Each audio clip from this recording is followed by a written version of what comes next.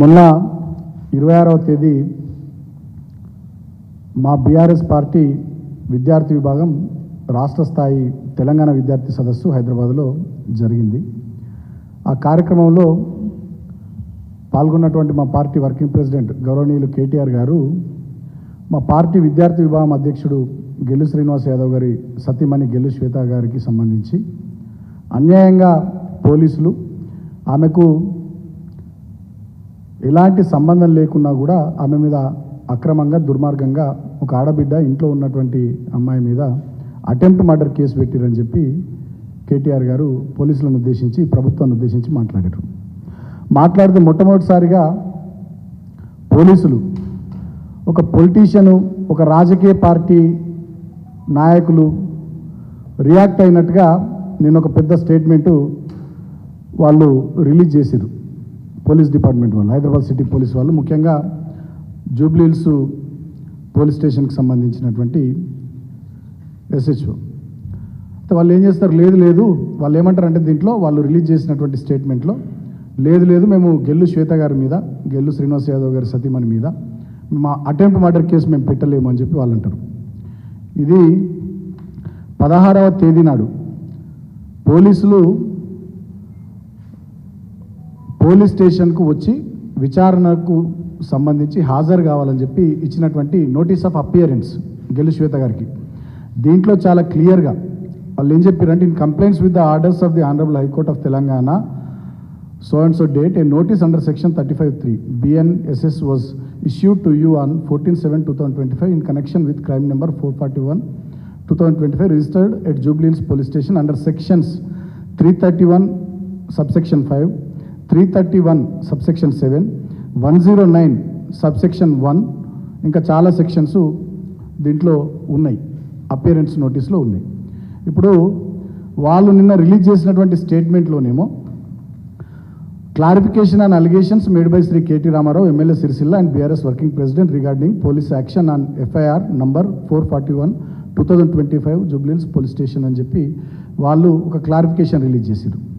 వాళ్ళు రిలీజ్ చేసినటువంటి క్లారిఫికేషన్లో కూడా చాలా క్లియర్గా 238 BNS was invoked against Srimati Shweta. No attempt to murder charges have been applied against Srimati Shweta as she was not present at the scene of the offense and had no direct role in the act of violence అని చెప్పి నిన్న release చేసినటువంటి దాంట్లోనేమో ఈ రకంగా చెప్పారు statement.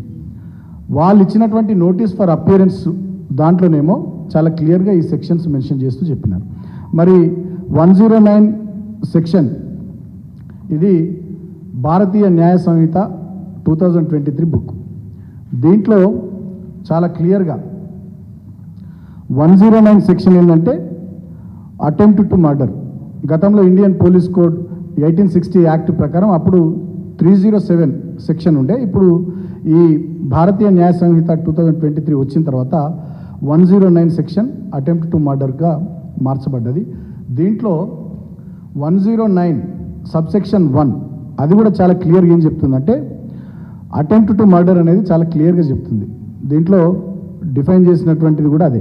Whoever does any act which such intention or knowledge and under such circumstances that if he buy that act caused death he would be guilty of murder shall be punished with imprisonment of either description for a term which may extend to 10 years and shall also be liable to fine, and if hurt is caused to any person by such act the offender shall be liable either to imprisonment for life or to such punishment as is herein before mentioned అని చాలా క్లియర్గా BNSS 2023కి సంబంధించి ఇంత క్లియర్గా ఉంది. అంటే వాస్తవాలేమో ఈ రకంగా ఉంటాయి. హైదరాబాద్ సిటీ పోలీసులు కానీ జూబ్లీహిల్స్ పోలీస్ స్టేషన్కి సంబంధించిన ఎస్హెచ్ఓ కానీ దుర్మార్గంగా ప్రజలను కానీ మీడియాను కానీ తప్పుతో పట్టించే విధంగా వారు రిలీజ్ చేసినటువంటి స్టేట్మెంట్ ఏమో ఆ రకంగా ఉంది. అందుకనే మేము మళ్ళీ కోరుతా ఉన్నాం, తెలంగాణ ప్రజలారా ఆలోచించండి, అర్థం చేసుకోండి. రాష్ట్రంలో జరుగుతున్నది ప్రజాపాలన కాదు, దుర్మార్గపు పాలన. రాష్ట్రంలో నడుస్తున్నది ఇందిరమ్మ పాలన కాదు, రాష్ట్రంలో నడుస్తున్నది ఎమర్జెన్సీ పాలన. ఇవాళ ఈ ప్రభుత్వంలో ఏ శాఖ కూడా పనిచేస్తలే, కేవలం పోలీసు శాఖ పనిచేస్తూ ఉంది. దానికి కారణం హోంమంత్రిగా ఉన్నటువంటి నేటి ముఖ్యమంత్రి రేవంత్ రెడ్డి ఇతర పార్టీల నాయకుల మీద, కార్యకర్తల మీద తన ప్రభుత్వాన్ని ఎవరు ప్రశ్నించినా వారిని భయపెట్టే విధంగా, వారి గొంతులు అణిచివేసే విధంగా ఒక రాక్షస రాజ్యాన్ని ఇవాళ రేవంత్ రెడ్డి నాయకత్వంలో తెలంగాణలో పోలీసులను అడ్డం పెట్టుకుని నడిపిస్తున్నటువంటి తీరును తెలంగాణ ప్రజలు గమనించాల్సిందిగా కోరుతా ఉన్నాం. ఇదే రేవంత్ రెడ్డి ఆనాటి రోజులు తీసుకొస్తా అనంటే మేమేమో అనుకున్నాం. తెలంగాణలో 10 సంవత్సరాల మా పాలనలో ఎక్కడ కూడా ప్రజలు సంక్షేమం, అభివృద్ధి తప్ప ఇంకో విషయం పట్టించుకునేటటువంటి పరిస్థితి లేదు. అంత మంచి పరిపాలన నడిపించినాం. ఆనాటి రోజులు తీసుకొస్తా అంటే సమైక్యాంధ్ర పాలనలో అప్పటి ప్రభుత్వాలు, అప్పటి పోలీసులు, అప్పటి పాలక వర్గాలు ఏ రకంగా తెలంగాణ ఉద్యమకారుల మీద దుర్మార్గంగా లాఠీచార్జీలు చేసిర్రో, దుర్మార్గంగా అక్రమ కేసులు పెట్టి జైళ్లలో నిర్బంధించిర్రో, ఏ రకంగా ఆనాడు మా గొంతులు నొక్కాలని అప్పటి పోలీసులు, అప్పటి పాలక వర్గం ప్రవర్తించిందో ఇవాళ మళ్ళీ ఆనాటి రోజులు తీసుకొస్తా అని చెప్పి రేవంత్ రెడ్డి ఇవాళ ఆనాటి రోజులను తీసుకొచ్చిండు. జరిగినటువంటి సంఘటనకు ఎలాంటి సంబంధం లేని గెలు శ్రీనివాస్ యాదవ్ గారి సతీమణి మీద అటెంప్ట్ మర్డర్ కేసు పెట్టి క్లియర్గా అపియరెన్స్ నోటీస్లో అన్ని సెక్షన్స్ మెన్షన్ చేస్తూ మళ్ళీ మా కేటీఆర్ గారు మేమంతా ప్రశ్నించగానే లేదు, అటువంటిది ఏమీ లేదు అని చెప్పి మళ్ళీ దుర్మార్గంగా పోలీసులు ఈ రకంగా విడుదల చేయడం, ఎక్స్ప్లెనేషన్ అనేది ఇంతకన్నా ప్రజల్ని తప్పుదోవ పట్టించేటటువంటి చర్య ఇంకోటి లేదు అని చెప్పి సందర్భంగా తెలియజేస్తూ ఇవాళ నేను ఒకటే పోలీస్ శాఖను కోరుతా ఉన్నా, ఎట్టి పరిస్థితుల్లో మీరు ఈ ప్రభుత్వానికి కొమ్ము కాసే విధంగా, ప్రభుత్వానికి పూర్తి స్థాయిలో ఒక ప్రైవేట్ సైన్యంలాగా మీరు పనిచేస్తున్నటువంటి తీరు వల్ల రాష్ట్రంలో అర్థమవుతా ఉంది ప్రజానికి మొత్తానికి.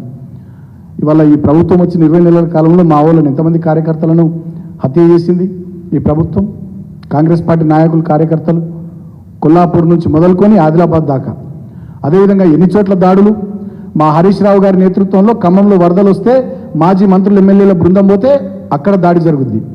అంబర్పేట నియోజకవర్గంలో మూసీ ప్రక్షాళన పేరిట, హైడ్రా పేరిట పేదల ఇల్లు కూలగొడుతుంటే ఆ పేదలకు ధైర్యాన్ని ఇవ్వడానికి, అండగా నిలబడడానికి మా కేటీఆర్ గారు పోతే అక్కడ కేటీఆర్ గారు కాన్వాయ్ మీద దాడి చేసేటటువంటి ప్రయత్నం.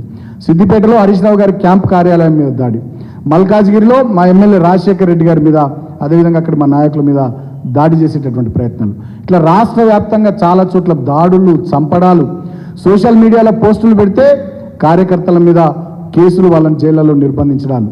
అదేవిధంగా మా విద్యార్థి విభాగం, మా యూత్ నాయకులు ఎవరైనా ఈ ప్రభుత్వాన్ని ప్రశ్నిస్తూ నిరసన కార్యక్రమాలకు దిగితే వీళ్ళ మీద అక్రమ కేసులు బనాయించడం. ఇంకా దుర్మార్గంగా ప్రభుత్వం చేస్తున్నటువంటి అరాచకాలను ప్రశ్నిస్తూ నిరసనగా ఒక దిష్టి బొమ్మ దగ్ధం చేస్తుంటే తెలంగాణ భవన్ మీద మా వాళ్ళ మీద అక్రమ కేసు. ఇదే తెలంగాణ భవన్ మా party office, BRS party head quarters. దీని లోపలికి కూడా పోలీసులు వచ్చి దుర్మార్గంగా దేశంలో ఎక్కడ లేని విధంగా బ్రిటిష్ వాళ్ళ కాలంలో చూసేది. స్వాతంత్రోద్యమం నడిచే రోజుల్లో ఆనాడు స్వాతంత్ర ఉద్యమకారులు ఏ రాజకీయ పార్టీ కార్యాలయంలో తలదాచుకున్నా ఆ రాజకీయ పార్టీ కార్యాలయాల మీద, ఏ పత్రికా కార్యాలయాల్లో తలదాచుకున్నా ఆ పత్రికా కార్యాలయాల మీద బ్రిటిష్ సైనికులు ఎట్లా దాడి చేసేదో మొన్న తెలంగాణ భవన్ మీద కూడా ఆ రకంగా పోలీసులు లోపలికి వచ్చి దాడి చేసేటటువంటి ప్రయత్నం. అంతేకాకుండా ఇట్లా చెప్పుకుంటూ పోతే చాలా ఉదాహరణలు, కోకొల్లలు.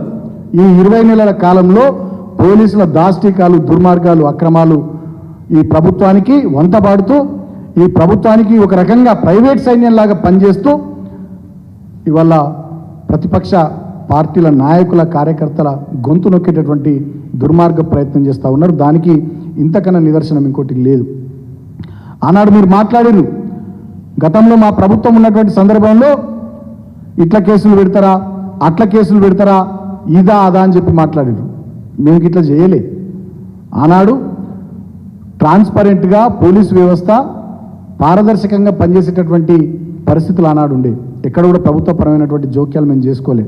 లా అండ్ ఆర్డర్ పీస్ఫుల్గా మెయింటైన్ చేయబడ్డాయి. ఆనాడు వేలాది ఇన్నోవా వాహనాలు ఇచ్చినాం, ప్రతి పోలీస్ స్టేషన్ కింద ఖర్చు అని స్టేషనరీ ఖర్చులు ఇచ్చినాం, హోంగార్డుల అలవెన్సులు పెంచినాం, పోలీసుల జీతాలు పెంచినాం, వాళ్ళ జీవితాలకు భద్రత కల్పించేటటువంటి ప్రయత్నం చేసి శాంతి భద్రతలు అద్భుతంగా తెలంగాణలో నడిచే విధంగా, శాంతి భద్రతలు మంచిగా ఉంటేనే తెలంగాణకు పెద్ద ఎత్తున పెట్టుబడులు వస్తాయి, తెలంగాణ ప్రశాంతంగా ఉంటుంది, తద్వారా స్టేట్ యొక్క జిఎస్డిపి పెరుగుతుంది, తలసరి ఆదాయం పెరుగుతుంది, ఇంకా పెద్ద ఎత్తున ప్రైవేట్ ఇన్వెస్టర్స్ వస్తారు హైదరాబాద్కి అని చెప్పి ఆనాడు మేము ఆ రకంగా పనిచేసినాం. తెలంగాణ భవన్ పక్కన ఉన్నటువంటి కమాండ్ కంట్రోల్ సెంటర్ కూడా లండన్లో, సింగపూర్లో, అమెరికాలో ఉన్నట్టుగా ఇక్కడ కట్టి మొత్తం ఒక అధునాతనమైనటువంటి వ్యవస్థను తీసుకొచ్చి చీమ చిటుక్కుమన్న తెలంగాణలో పోలీసులకు తెలిసేటట్టుగా ఆ రకమైనటువంటి పరిపాలన మేము చేసినాం. మీలాగా ప్రతిపక్షాల నాయకుల కార్ల మీద దాడులు, ప్రతిపక్ష నాయకుల్ని చంపడాలు, దానికి పోలీసులు సహకరించడాలు, ఈ రకంగా ఇళ్లలో ఉండే ఆడోళ్ళ మీద అక్రమ కేసులు పెట్టడాలు, సోషల్ మీడియా కార్యకర్తలకు ఫోన్లు చేసి పోలీసులే నువ్వు ఎందుకు పెడుతున్నావా ఆ పోస్ట్ అని బెదిరించేటటువంటి పరిస్థితులు ఆనాడు లేకుండే. మేము ఆనాడు ఆ రకంగా పనిచేసి ఉంటే ఇవాళ మీరు ఇట్లా ఉండకపోయేది. కానీ ఎన్నడూ కూడా మేము ప్రభుత్వ పరంగా జోక్యం చేసుకోకుండా పారదర్శకంగా పోలీసు వ్యవస్థను నడిపించినాం. కాబట్టి ఎన్నో అవార్డులు వచ్చినాయి కదా, షీ టీమ్స్ పెట్టినాం. అదేవిధంగా ఎన్నో కొత్త కొత్త మార్పులు చేర్పులు తీసుకొచ్చి అద్భుతమైనటువంటి అధునాతన పోలీసు వ్యవస్థను, పారదర్శకమైనటువంటి పోలీసు వ్యవస్థను మేము తీసుకొస్తే ఇవాళ ఈ తెలంగాణ రాష్ట్రంలో పోలీసు వ్యవస్థ రేవంత్ రెడ్డి ప్రైవేట్ సైన్యం లాగా మారిపోయింది.